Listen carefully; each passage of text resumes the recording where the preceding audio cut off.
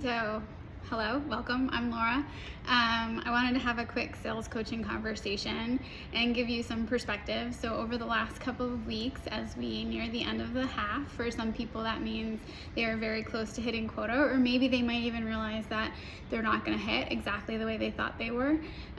So, what are the fundamentals of resiliency? I have used the fundamentals of resiliency that I learned in the Army to apply them to sales coaching.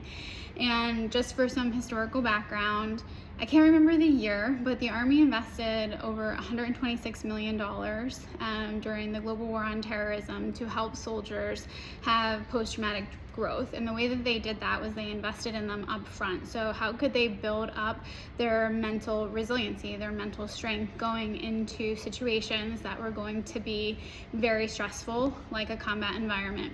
And the idea is that if we can build up the pillars of resiliency before going into an adverse situation, the likelihood for post-traumatic growth on the other end would increase. And we all have seen movies like Aaron Brockovich, or somebody who has gone through a really tough environment, and yet they have succeeded and they've come out of it better for it. And that's what the military was trying to do with its service members. And very much that's what happens in sales, right?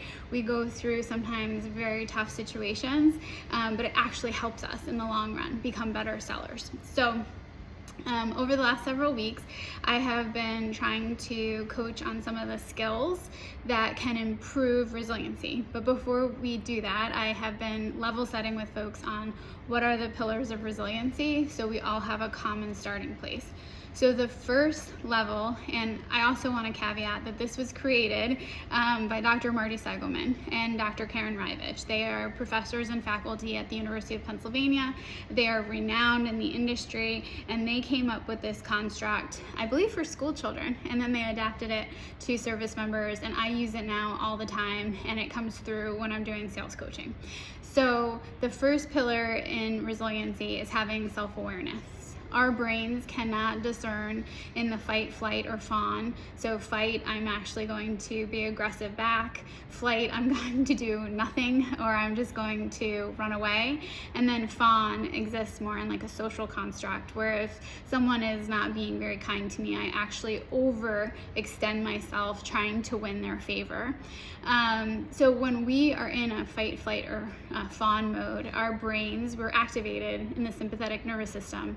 And in reality, if it is a fight situation, i.e. I'm in a tumultuous car accident or I'm in a very perilous situation, my body is going to have a physiological response, right?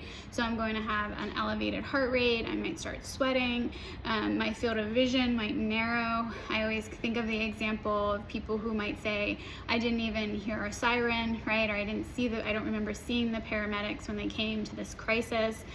And what we really want is to be able to discern that when we are in a situation that is not life-threatening, but is still provoking, so maybe a very tense customer meeting, or maybe our colleague says something that's really provoking, or we get cut off in traffic and we start having a sympathetic response where we're feeling really irritated and really elevated, that we have the situational awareness to discern that it's okay, right? Like we're not actually in a threat response.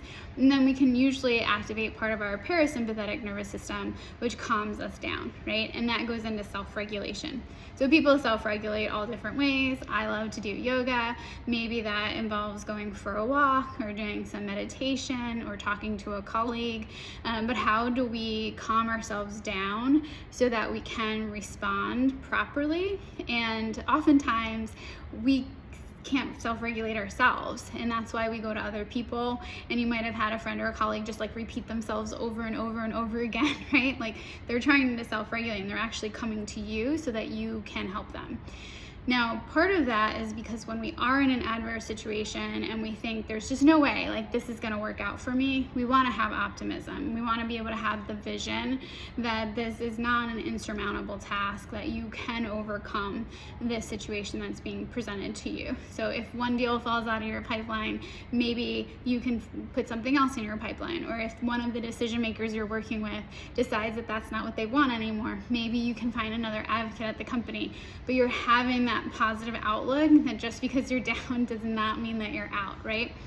And with this, that leads us to the next, which is mental agility. And I explain that meaning just because there's a wall doesn't mean you have to climb it, right? You can walk around it, you can dig a tunnel. Like, what are the strategic ways that we can implement some tactics so that you can get through this situation, and it doesn't have to be the way that you thought you were going to get through it? And how can you reframe the situation so that you can see more information, more stakeholders? And then the next is strengths of character. And strengths of character is kind of our values, our integrity. And this is important because when we're in stressful situations, we might want to compromise. So, if you, in the Army, we have our Army values, right? And I'm sure we can all rattle them off. Which one's your favorite? Mine's personal courage. But in terms of being in a sales role, you have to know what your strengths of characters is and all your teammates. And that's important because we never want to partner with a customer in a way that isn't advantageous for them, right? And you don't want to be motivated just because you have a quota to hit, that you're going to be selling in a way that is out of alignment with your strengths of character. And then the last one is connection. And connection encompasses a lot of things. It encompasses how we communicate with others, how we process information, how we relate to others, how we feel